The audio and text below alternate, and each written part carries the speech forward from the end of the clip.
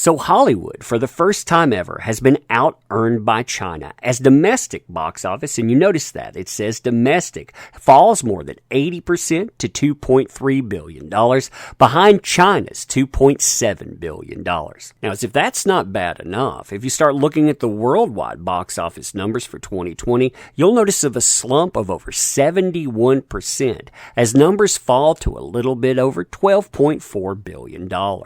All of this is transpiring.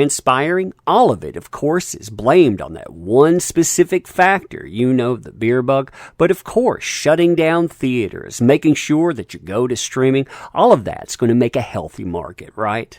So hey there to all you fine folks, by the way. I hope your afternoons are going splendidly. But more than that, I hope 2021, it is finding you kindly. I mean that too. And with all the craziness going on, I'm not going to talk about that, by the way. But I want to say, you be safe out there. You know why? Because that umbrella guy appreciates and loves you all. So to put it mildly, Hollywood is panicking quite a bit right now. And you know what? I really can't blame them. There are a lot of industries that are. All of the stuff we've seen with people being locked down so you don't have customers, with businesses like, say, theaters being locked down so you have nowhere to put customers, with you not being able to make products so there's nothing to give them if you had customers and had a place to put it, and customers not having money, so well, they can't come anyway. That's huge glaring issues. If you look at the numbers that ended up generating to, man, what a mess.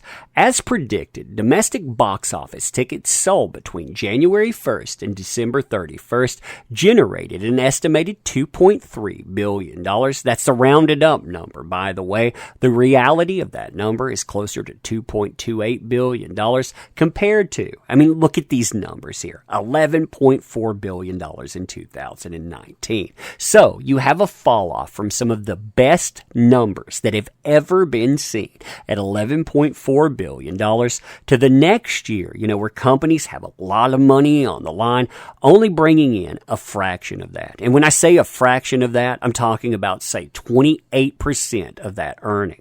That, by the way, is the lowest showing in at least, you notice that wording there, at least 40 years. So yeah, when you're talking about your lowest showing in 4 decades, oh man, now that's a mess. Now, when you start examining international numbers, that's everyone but the domestic box office, and global grosses, that's everyone combined. Yeah, those numbers, they are a mess. With an estimated $12.4 billion in global grosses, again, that's domestic plus international, $10.2 billion of which came from the international box office. Again, that's everyone but domestic or U.S. numbers.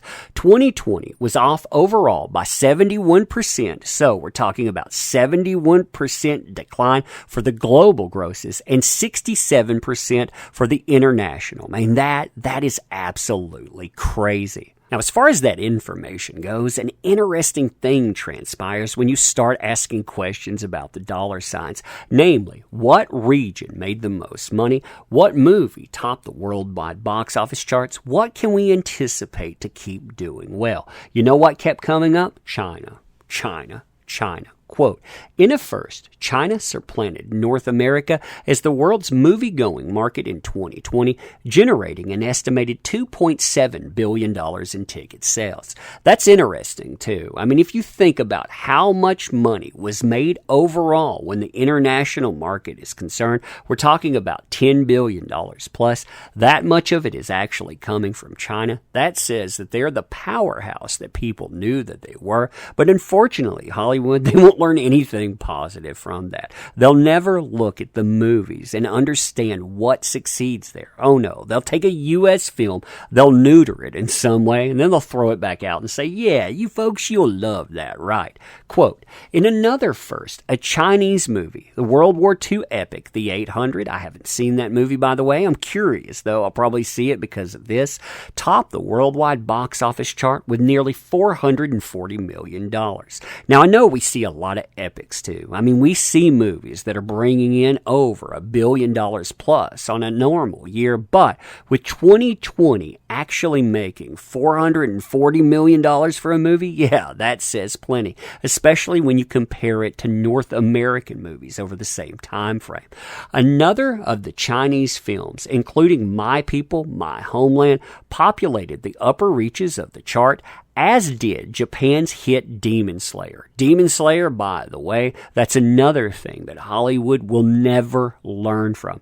They'll look at the source material. They'll think that they need to adapt it to a U.S. audience like they try to do so many times. But what we end up with is, say, an American version of a Death Note coming to us from Netflix versus, Demon Slayer that was produced by Japan.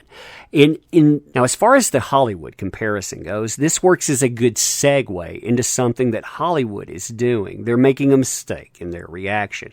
You can see that from the top 3 movies here. 2 of them, they're as expected. I mean, look at this and look at the dates. So Hollywood's biggest global earner of 2020 was Sony's Bad Boys for Life. Okay, that's expected. Why? Because it was big, but also when it dropped, which opened mid-January on its way to grossing $413 million.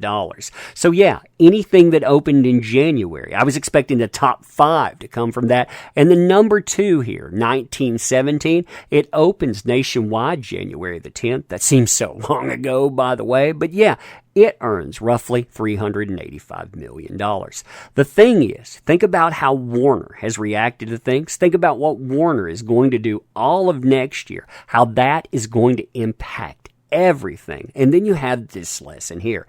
Tenet. It became the first Hollywood tentpole to brave opening on the big screen amidst the beer bug, and it's made its way to an estimated $362 million globally after launching in late summer. Now, Warner's reaction to Tenet is very indicative of Hollywood. Why do I say that? Because they went in, they broke even or thereabout. We're talking about a $200 million movie. We're talking around $363 million made. No telling how much is going to be made in domestic video sales and on. But instead of staying with that message of all of us are in it together, we're going to prop up theaters. No, they went out and they decided to open day and date all of their remaining movies going forward into 2021. They started this out with Wonder Woman 1984 too, and you have to wonder how badly did that impact its sales. I mean, sure, we're not talking about the greatest movie ever, but at the same time, if you have it available at home, obviously you're going to sit down, you're going to watch it that way. Most people would. Universal, they've done the same thing. They struck a historic deal with, you notice this word here, major theater chains. The little independent in my town, yeah, they're going to sink, while major theater chains, they actually get more money. But this deal, it makes titles available on premium VOD 17 days or more after they open in theaters. So they make them available weeks in advance. Because again, those movies, they need those weeks more than the brick and mortar chains do. Now, what's really telling about this, I'm going to end on this too, is this quote here. They talk about the movie business. It's forever going to be changed, but movie theaters will be ready for the close-up. As things slowly return to some semblance of normal, they will star in an uplifting sequel of their own. Now, here's a little thing that people don't understand about movie theaters. In 2019, the best year out there, they were losing around $50 to $100 million a quarter. Now they're losing billions. So instead of the slow demise, they're having the quick demise. But yeah, this isn't true.